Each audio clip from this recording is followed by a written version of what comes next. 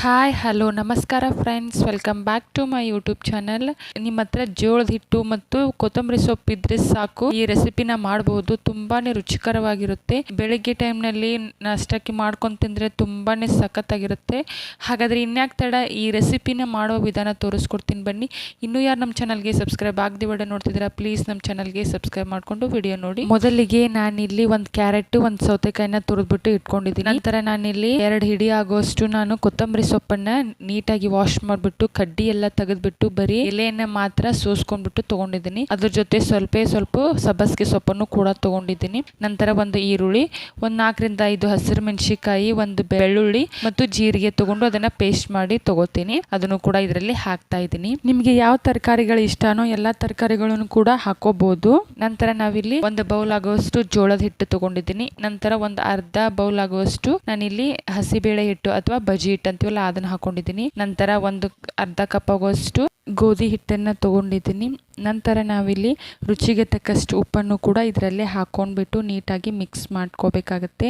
ಈ ಟೈಮ್ನಲ್ಲಿ ಸ್ವಲ್ಪನೇ ನೀರು ಹಾಕ್ಬಿಟ್ಟು ಮಿದ್ಕೊಂಡು ಇಟ್ಕೋಬೇಕಾಗತ್ತೆ. ನಂತರ ಈ ಟೈಮ್ನಲ್ಲಿ 1 ಚಮಚದಷ್ಟು ಅರಿಶಿನ ಪುಡಿಯನ್ನು ಕೂಡ ಹಾಕೊಂಡು ಚೆನ್ನಾಗಿ ಮಿದ್ಬಿಟ್ಟು ತಯಾರು ಮಾಡಿ ಇಟ್ಕೋಬೇಕಾಗತ್ತೆ. ನೀವು ತಕ್ಷಣನೇ ಮಾಡ್ಕೋತೀನಿ ಅಂದ್ರೂ ಆಗುತ್ತೆ, ಅಥವಾ ಒಂದು 10 ನಿಮಿಷ ರೆಸ್ಟ್ ಮಾಡೋಕೆ ಬಿಡ್ತೀನಿ ಅಂದ್ರೂ ಆಗುತ್ತೆ. ನಾನಿಲ್ಲಿ ತಕ್ಷಣನೇ ಮಾಡ್ಕೊತಾ ಇದ್ದೀನಿ. ಇವಾಗ ನಮ್ಗೆ ಎಷ್ಟು ಸೈಜ್ ಉಳ್ಳೆ ಬೇಕು ನೋಡಿ, ಅಷ್ಟು ಸೈಜ್ ಉಳ್ಳೆನ ತಗೊಂಡ್ಬಿಟ್ಟು ಒಂದು ಪ್ಲಾಸ್ಟಿಕ್ ಶೀಟ್ ಮೇಲೆ ತಟ್ಕೋತಾ ಇದ್ದೀನಿ. ನಾನು ನೀರು ಹಚ್ಬಿಟ್ಟು ತಟ್ಕೋತಾ ಇದ್ದೀನಿ. ಚೆನ್ನಾಗಿ ರೌಂಡ್ ಶೇಪ್ನಲ್ಲಿ ಮಾಡ್ಕೋತಾ ಇದ್ದೀನಿ. ನಿಮ್ಗೆ ಯಾವ ಶೇಪ್ ಬೇಕು ನೋಡಿ ಆ ಶೇಪ್ನಲ್ಲಿ ಮಾಡ್ಕೋಬಹುದು. ನಂತರ ಒಂದು ತವಾನ ಕಾಯೋಕಿಟ್ಟಿದ್ದೆ, ಅದು ಚೆನ್ನಾಗಿ ಕಾದ ನಂತರ ಅದ್ರ ಮೇಲೆ ಸ್ವಲ್ಪ ಎಣ್ಣೆ ಹಚ್ಬಿಟ್ಟು ತಾಲಿಪಟ್ಟನ್ನು ಇದ್ರ ಮೇಲೆ ಹಾಕಿ ಬೇಯಿಸ್ಕೋಬೇಕಾಗತ್ತೆ. ಎರಡೂ ಬದಿಯಲ್ಲಿ ಚೆನ್ನಾಗಿ ಬೇಯಿಸ್ಕೊಂಡ ನಂತರ ತುಂಬಾ ರುಚಿಕರವಾಗಿರುವ ಜೋಳದ ಹಿಟ್ಟಿನ ತಾಲಿಪಟ್ ರೆಸಿಪಿ ರೆಡಿ ಆಗುತ್ತೆ. ತುಂಬಾ ರುಚಿಕರವಾಗಿರುತ್ತೆ. ಮಕ್ಕಳಿಗಂತೂ ತುಂಬಾ ಇಷ್ಟ ಆಗುತ್ತೆ. ನೀವು ಒಂದ್ಸಲ ಈ ರೆಸಿಪಿನ ಖಂಡಿತ ಟ್ರೈ ಮಾಡಿ ಫ್ರೆಂಡ್ಸ್. ಹೇಗೆ ಬಂತು ಅಂತ ನಮಗೆ ಕಮೆಂಟ್ ಮೂಲಕ ತಿಳಿಸಿ. ಇನ್ನೊಂದಿಷ್ಟು ಈಸಿ ರೆಸಿಪಿಗಾಗಿ ನಮ್ಮ ಉಮಾಸ್ ಕಿಚನ್ ಚಾನಲ್ಗೆ ಸಬ್ಸ್ಕ್ರೈಬ್ ಆಗೋದನ್ನು ಮಾತ್ರ ಮರಿಬೇಡಿ. ಹೀಗೆ ನಮ್ಮ ಚಾನಲ್ಗೆ ಸಪೋರ್ಟ್ ಮಾಡ್ತಾಯಿರಿ.